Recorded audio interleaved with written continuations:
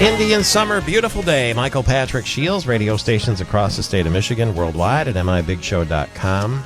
Brian Beerley is here, the Director of Media Relations and University Communications and Marketing, too, at Oakland University in Rochester, on our radio stage here, on our AT&T microphone, on Facebook Live, and all the rest of it, too. How are you, sir? Hey, good morning, Michael Patrick. Thanks for having me in studio today. I can't believe you're here on what is a very busy week for Oakland University. I'm honored. Thank you. Well, it's exciting, but your show is right up there with everything else I'm going to be doing this week, and just really looking forward to a fun week. We're going to meet with a group over at the Michigan Association of State Universities, MASU, here in a couple hours.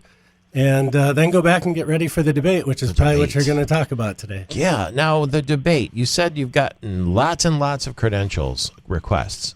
Does that indicate the increased interest in the race and maybe the fact that it's a dead heat now? Has it cranked up since that polling came out? Well, I'm not sure why, but I will tell you that we have national correspondents coming. You do? We have international people. We have a reporter from Germany just contacted me.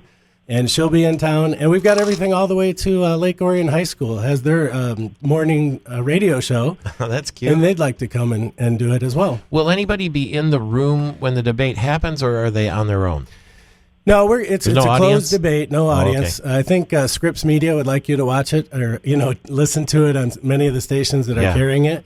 But we'll have a media room next door to the debate stage, and we're expecting the candidates and their handlers, so to speak, to come over and talk to the group after it's over. So then after it's over, the candidates come out and talk as well, and their spin doctors come out and talk too? That's the plan, yep. So we're going to have a big media room right next door to the debate stage, and then once it's over, we'll give everyone a chance to kind of do their one-on-ones. Is Dave Dulio the person who's in the most demand for reaction after it's over? Dave Dulio is amazing, and I know you have him on the show a lot, but he is... Not only is he on the show, he's on our radio stage right now with us, Director of Civic Engagement at Oakland University, Professor in the Political Science Department. Thank you for being here on I'm sure it's a busy day for you too, sir. Good morning, Michael Patrick. Thanks for having me, as always. Oakland University, as we've been talking about, has a sort of history of debates, and maybe the most famous one was Rick Perry when he had the oops moment there with the other Republican candidates for president, that was, too. But this one, because that was still a whole bunch of them. I think there were 12 on the stage at the time or something like that. This debate, Dave Dulio, is vital in this race, it seems. Is it or is it? I think it really is, Michael Patrick, and especially, I'll give you a couple reasons. One, as you know, the race seems to be tightening in Michigan, where the polls are closing. Tudor-Dixon seems to be making some headway, and I think we can attribute at least some of that to her first debate performance, which makes this second one even more important.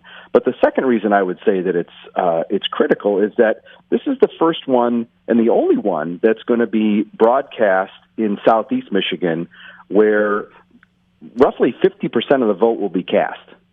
So this is a real opportunity for folks in the population center of our state to hear directly from the candidates when they're face to face. If I were Tudor-Dixon, I would hope that they would just rerun the first one down there instead of having to go to the stage again. But maybe she has the taste of blood now. What do you think? Well, I happened to have the opportunity to see the joint appearance that they did last Friday at the Detroit Economic Club. And in my assessment, she continued her strong performance from the first debate. She has hit her stride. The question remains, though, is this going to be too little too late? And was the damage that was done by all that early advertising and spending from the Whitmer campaign, did that do too much damage for Tudor-Dixon to overcome? They have, I watched that Detroit Economic Club forum as well. They have two different communicating styles. To me, it seems. The governor is a little more casual, and I noticed when she took the stage, she stood up there and addressed the audience before she was even in the format of it. That was pretty aggressive, wasn't it? It was. It was an interesting approach, right? And I think I also think that format is a little foreign to them, sitting at in two sort of office chairs, if you will, rather than at a podium or or maybe something that's more familiar for them, certainly the governor as an elected official or candidates on the stump.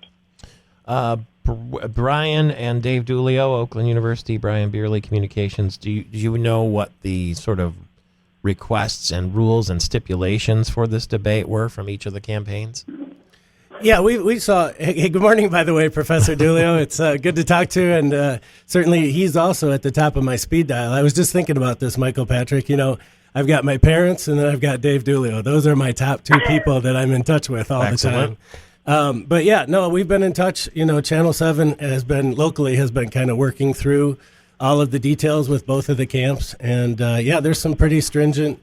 Yeah. They did a coin flip and everything to determine who gets what questions first and all those things. Any other details you can share with us? We like this kind of stuff. No, I can't share anything, but maybe Professor Dulio feels comfortable enough to do that. Well, I would say this, and good morning, Brian, and let me say also that I'm incredibly jealous of you that you get to be in studio with Michael Patrick, and I don't.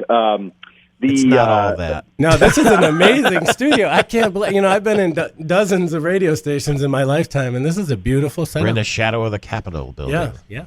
The debate rules, the format will not surprise anyone. I would say it'll be pretty standard. X number of minutes for opening statements, X number of minutes for question responses, those sorts of things. Do you think there's any chance they might address each other this time? Because last time there was none of that. Well, I think indirectly, sure. I think they, and for me, that was one of the standout aspects of that first debate was just how much they went after each other, but not pointedly. to each other. They didn't look at each other and say, "You this" or "Me that." Or you're lying, or anything like that. Well, it was more like my opponent has trouble with the truth, and my opponent, that sort of thing. I that would certainly take it up a notch if their gazes met. Wouldn't that be awesome? And if it does happen, it'll be at Oakland University. Dave Dulio, Brian Beerley, Michael Patrick Shields. Starting route to top 10 state status. Proceed to the plan. The Road to Top 10 plan from Business Leaders from Michigan charts a course for Michigan's growth, with key landmarks along the way. Turn right to compete for good jobs. Like bringing quality jobs to Michigan, investing in education and job training, rebuilding our infrastructure, and more. And if we follow the plan, you have reached your destination, top 10 state status. Read the full plan at michigansroadtotop10.com. Meyer has just what we need for Halloween. I'll get you a 3-pound bag of Michigan-grown apples for 99 cents. Buy one, get one, 50% off Halloween cosmetics. And 20% off kids' Halloween costumes. I want to sink my teeth into Jack's Frozen Pizza. 3 for $10. Mom, Dad, can we get our groceries now?